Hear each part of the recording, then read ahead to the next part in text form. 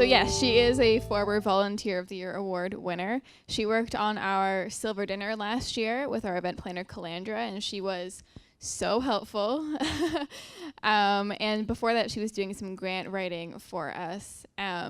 She's a fantastic worker, but more than that, she is a fantastic person and friend.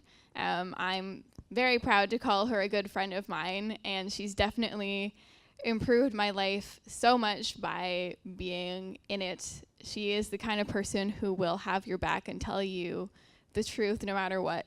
So she's going to talk to you about some of her lived experience today, and I'm sure that you will find her as inspiring as I do.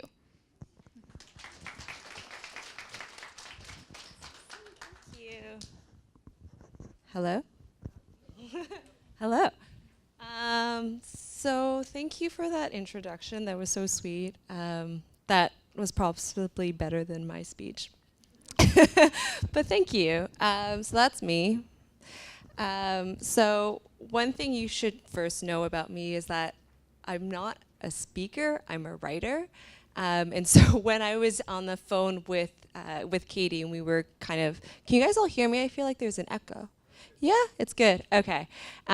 So one thing when I was talking to Katie and she was like, why do you have a speech prepared? Like, you just have to talk about your life. And she's like, all you writers are the same. Like, you're all in your heads. And I'm like, I know. I can't help it. So I do have a speech prepared. We'll see how much I follow along with it. But I am a writer, and I don't speak publicly about my mental health very much. And I think it's because it's not because I'm ashamed of it. Like my friends will tell you, Chelsea will tell you, I'm one of the few people that really doesn't care about people and how they judge me. But it's mostly from a place of fear. And it's because whenever I have to think about my mental health history, I have to go to this place of feels really dark and shameful in my mind. And it feels like I have to think about previous hospitalizations. I have to think about self-harm. I'm thinking about those experiences that I try to push down. And it comes from a place where I moved around a lot as a kid. Before I was 7, I lived in China and then back to Canada, then back China, Canada. I lived in 3 different neighborhoods. I went to 5 different schools, and this was all before I was 7. And so I kind of grew up learning that, hey, it's easier just to not be myself. It's more efficient to just pretend and put on a mask. And that's how I've approached my mental health history as well. It's just easier to put on a mask. It's easier to put on that smiling face and to go out into the public and pretend to not be myself. And so what I want to do today is not only just tell you my story, but also kind of tell you 2 lessons that I've learned in reflecting about my story. And that first lesson is mental health wears masks. So when I moved to Toronto, I'm from Ottawa originally, I was a mess 4 years ago. I was just a complete emotional mess.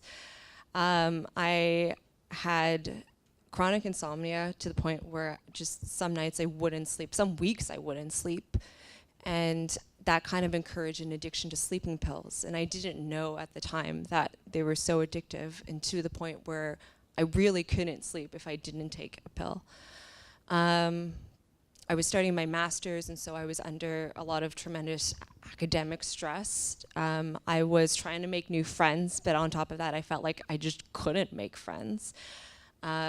And there was just one day where I was walking past the U of T. I don't know if you've been to the library, but they have railings on their second level. Well, I'm sure they have railings on every level. But anyways, I was walking past and I kind of looked down and I thought to myself, what would happen if I jumped? But I could jump, right? And so I realized in that moment, that wasn't a thought. It wasn't a healthy thought. And so I started to go to counseling. I had a stint of depression when I was a teenager, but when my parents brought me to the hospital, the psychiatrist said, well, you're kind of like mildly depressive, but you know, they never formally diagnosed me. And so, so I kind of just, you know, was always under the radar. And in that day back in 2012, when I was having those suicidal thoughts, I knew that that was a time that I needed to seek treatment. I'm forgetting my own story here. And so the next 3 years kind of felt like it's been like a lifetime, it feels. I was diagnosed with borderline personality disorder, and so I don't know how much you guys know about borderline personality disorder. It's highly contested. It's one of those disorders that some psychiatrists don't consider as a legitimate mental illness, which when I started researching it, I kind of was put back into this place of, well, you kind of have a mental health disorder, but you know, you're okay. And so it just brought up all these questions of uncertainty and who can I trust, and the least trustworthy person was definitely myself. But the best description of a borderline personality disorder is that I've heard so far is just imagining you're child and you're wandering aimlessly on the streets and you can't find your mother, you're looking for your mother. And so you just feel empty and lost and pervasive, and there's like a pervasive sense of who am I? And you do things that just make you feel good in the moment, which often results in risky behaviors and indulgences because you don't know how else to cope. And so that's where I was. That's where I was as a teenager. That's where I was as a young adult. And lesson 2, which leads me up to lesson 2, which is that part of, I guess, the recovery process, and I don't like saying recovery because to me I don't feel like it's recovery. It's in cycles. You know, some days are worse than others, some days are better. But lesson 2 that I've learned is that it's going to take time, but you'll reach a place where you'll learn to love yourself. And for me, that came with volunteering at organizations like Healthy Minds. So as Chelsea mentioned, I started here as a grant writer. And I was in this place in my life where I just graduated from my master's, and I was trying to I did a master's in social work. And I was trying to figure out, what was I going to do with this?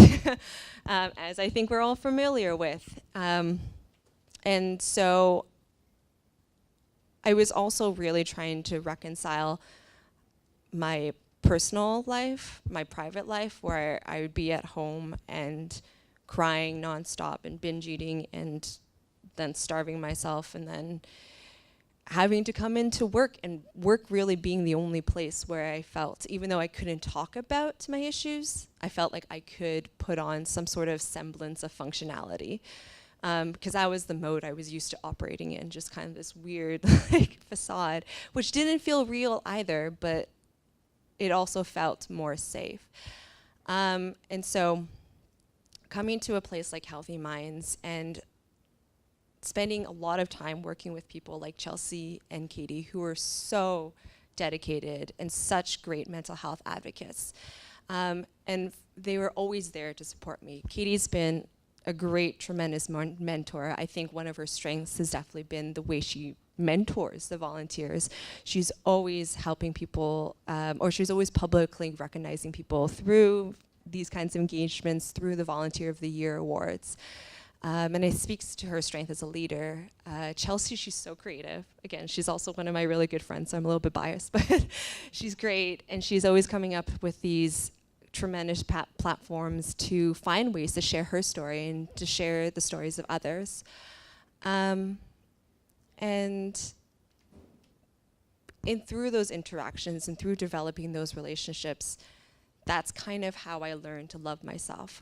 I learned that sometimes I can't think of the word right now, but it's through those genuine human interactions and those genuine connections that you find reasons to love yourself, because people find reasons to think you're amazing, and it just kind of rubs off on you. And so those are kind of the 2 lessons that I've learned, and I think those lessons are just general life lessons, and I hope that it kind of illuminates the fact that people with mental health, you know, we're just the same. We're the same as everyone else. That's it. Thank you so much.